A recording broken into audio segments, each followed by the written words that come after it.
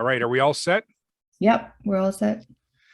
Okay, well, I'm here with my friend Roomana, whom I met over COVID. I'm not even sure when exactly it was, Roomana, but she is a PhD student in the area of political science, studying the environmental politics of India, which is actually something I'm quite interested in. And so once your dissertation's done, Romana, I'd love to have a look at it. In any case, she is one of the individuals that I met over COVID, and she's been coming to church. She's an extraordinarily busy woman. But let me begin with this question: how did you find blessings? I mean, there are a lot of churches in the city of Hamilton, and somehow you ended up on our doorstep. Or I don't know. I don't know whether you came to church first or fired off an email to me. But how did you find blessings? During the pandemic, I was looking for various churches, and I had been to a bunch of them before, but not so intently in the sense of, I really want to go to a church where the kind of teachings that are taught at church would be in alignment to the things that I believe in, which are basically from the gospel, which are doctrinal, which are just Bible focused. So a lot of the churches that I had been to in Hamilton downtown area, they were a little bit not in alignment to that, but that was okay with me.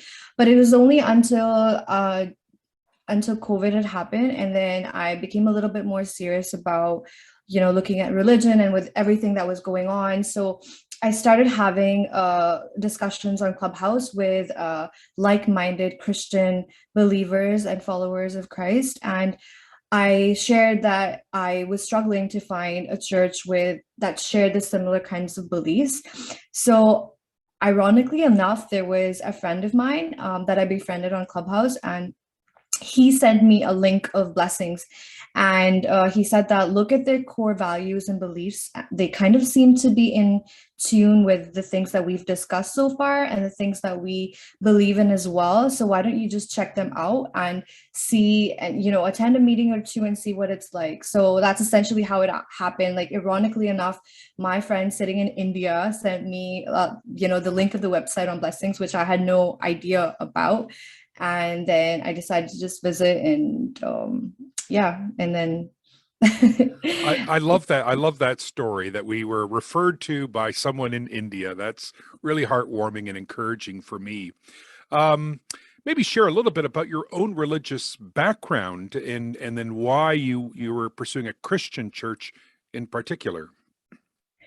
Absolutely. So I grew up in a Christian household. My mother and my father were ardent Christian believers. They always would go to church and read the Bible, encourage us to do so.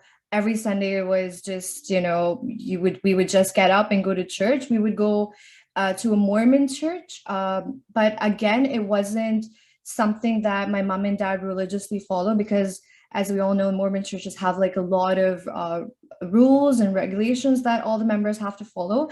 But my mom and dad were pretty liberal that way. They were like, okay, we're just going to go to church, but it's okay to drink tea and coffee on other days of the week, which is kind of totally against the Mormon philosophy. So um, essentially what had happened was during COVID, when my parents passed, I started to question a lot of my beliefs, a lot of the things that I had learned while growing up, and just questioning some of the things that I was doing for the sake of just doing them. But I wanted to do things that had meaning and that had purpose, and not just for just based on blind value. So for instance, like if I was going to church, but if my church told me not to drink tea and coffee, then why was I still doing it?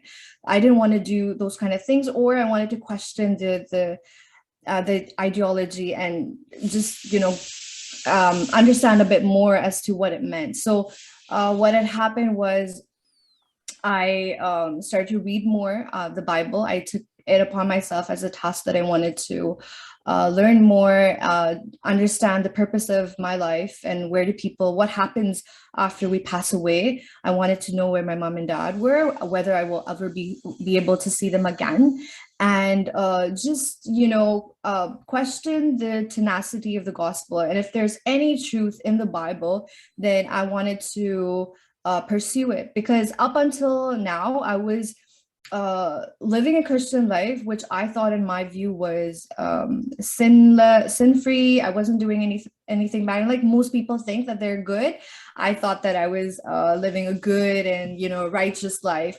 But it was only until I read the Bible with a contrite spirit and something that I really wanted to learn, as opposed to just reading it for the sake of reading.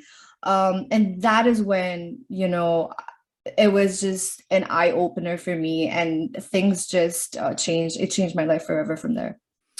I remember our very first conversation at West Town, and we talked about the resurrection of Jesus and how significant that is for our perspective on the world. So yeah, that gives us a little bit of the background to why you began to seek out a church. You came to Blessings, and share with us what that experience was like, and whether you were nervous about it. What kind of feelings did you have prior to coming? When you came, was it overwhelming? Was it completely foreign, unnerving? Were you anxious? Tell us a little bit about what that was like. So I came to Blessings with no thoughts, to be honest. I didn't know what to expect.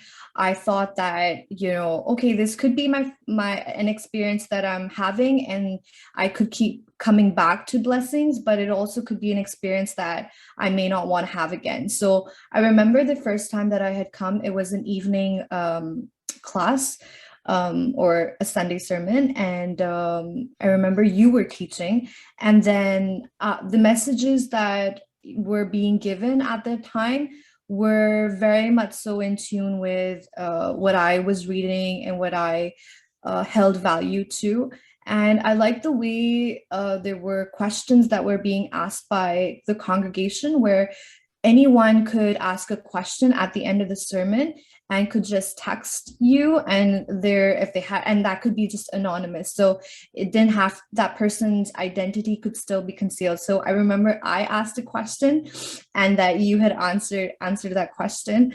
And I felt that that is a wonderful way for newcomers to come in, and if they have any questions they can directly ask the pastor, because oftentimes you just want to ask something, and then you also are a little intimidated by the response that you might receive. But I felt that that was fantastic, as I had never seen that at any other church, never had that at the Mormon church that I had been going to. So and all in all, it would just, everything just fit, and I just kept coming back. So it was a great experience altogether. I have made a couple of friends at church as well, and then I decided to join the small group that I'm a member of as well. And yeah, it's just been fantastic. Yeah, I remember that. I think you were even sitting in the second or the third row, weren't you? You were right up close to the front. And in my mind, one of the ways in which the church distinguishes itself from a cult, and one of the ways that we distinguish instruction from indoctrination, is we say, here is what we believe, we're convinced of it, but ask any question you want, right? So I think we want to encourage a culture where people feel free to question. That's a very important part of the culture of the church. Okay, lastly, I don't want to take more of your time. You've done such a great job with these questions. In your own pilgrimage so far, what does it mean for you today to follow Jesus? What does that all entail?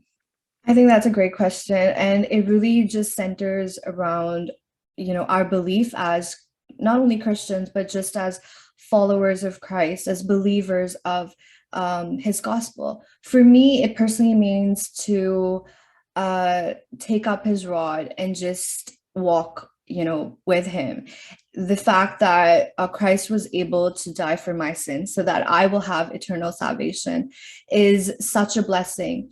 As I had shared earlier as well, the knowledge that I have now, which I didn't have earlier, that there will be a time when I will again be able to see my mom and dad, is also a huge blessing, because invariably, all of us, we know the moment that we are born in this world, we are physically going to die. But the promise that only we as Christians have, as believers in Christ, is that we are promised of eternal salvation as well, which is a bigger gift than anything else.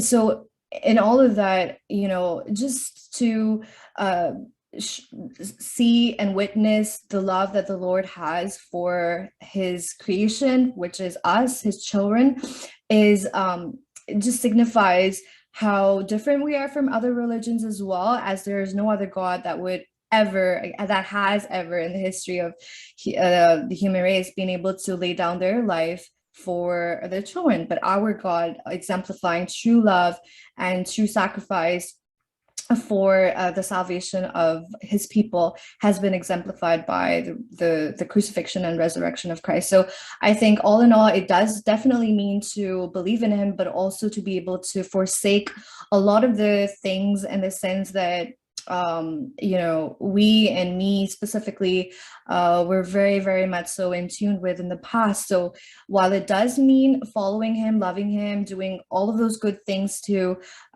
be counted among his sheep, it also means to let go and to sacrifice some of the worldly desires that really try to lure you in and try to make it appear as if those things are acceptable in this day and age. So it's difficult, but if I love the Lord, which I do, hating that sin just is so much more easier.